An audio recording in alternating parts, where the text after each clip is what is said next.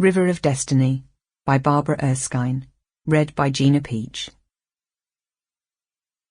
Rich swords lay, eaten with rust, as they'd lain buried in the bosom of the earth for 1,000 years. The princes who placed their treasure there had pronounced a solemn curse on it, which was to last until doomsday. That whoever rifled the place should be guilty of sin, shut up in the dwelling places of devils, bound in the bonds of hell, and tormented with evil. Beowulf. Prologue. The woman was watching, flattened against the wall of her house, her eye to the knothole. She hardly dared breathe as she watched the scene unfolding inside. With the kiss of steam wreathing around the blade, her husband raised his hammer and struck sparks from the iron. The forge was hot from the blazing charcoal, and sweat dripped into his eyes. Even she, his wife, could sense his power, sense the magic he was creating as he conjured the alchemy of metal and fire. "Is it ready?" The Thane's reeve Hrothgar stood in the doorway, his huge bulk blocking out the light. "Not until the gods say so," Eric said curtly. "The gods," Hrothgar echoed wryly. "Maybe the gods see no need to hurry, but everyone in this village sees clearly why Lord Egbert is so anxious for it. Tell him he'll have to wait." Eric didn't bother to look up. He could picture the shocked anger on the other man's face. He bent back to his task, his tongue between his teeth, a soundless whistle drowned by the hiss of the fire. At his feet, the flames reflected in the deep, iron-bound yew-wood bucket of water. Like most of the tools in the forge, he had made it himself. "You're blocking my light!" he yelled suddenly. "Get out of here! When it's ready, I'll tell you!" For a moment, Hrothgar hesitated. Then, with an angry growl, he stepped outside and disappeared. The forge was lit by torches thrust into brackets on the wall, by the red glow of the furnace. But even so, the sudden low shaft of sunlight through the doorway illuminated the dark corners and spun reflections off the blade. Eric gave a grunt of satisfaction. The magic was growing stronger.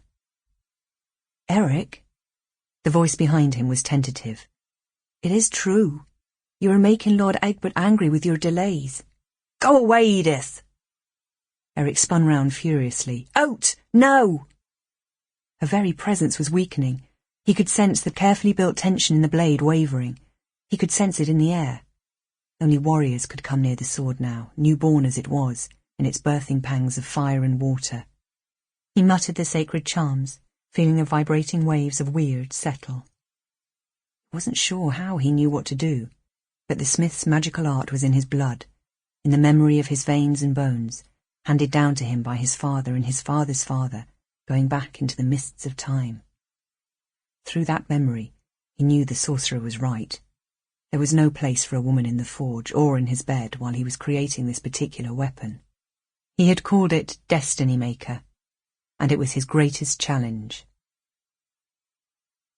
Outside, Hrothgar was standing staring down the river, shading his eyes with his hand against the glare of sunlight on the water. Behind him, the villagers went about their business, calmly stacking the storehouses against the coming winter. "Is the Lord Egbert improving?" Edith had come up behind him silently, her shoes making no sound on the scatter of bright autumn leaves. For a moment he didn't answer, and she nodded sadly. "Will he live?" His jaw tightened fractionally. "If it is God's will." The Thane was a comparatively young man, strong, in his prime, but a month ago he'd fallen ill, and before the shocked eyes of his followers and his family, he'd begun to waste away, racked by fever and pain. Hrothgar glanced down at her. She was beautiful, the smith's wife. Her long, fair hair, plaited into a rope which hung down to her slender waist, had broken free of its binding, and blew in soft curls around her temples. He felt a quick surge of desire, and sternly dismissed it. This was forbidden territory. He looked away, narrowing his eyes as she scanned the river. The sun was almost gone, the last dazzling rays turning the water red as blood. He shivered as the thought hung for a moment in his mind. Then his expression cleared. A fishing boat was rounding the bend, the slender prow breaking up the crimson ripples, turning the wavelets to gold. He smiled grimly as a breeze swept up the river and threw Sample complete. Ready to continue?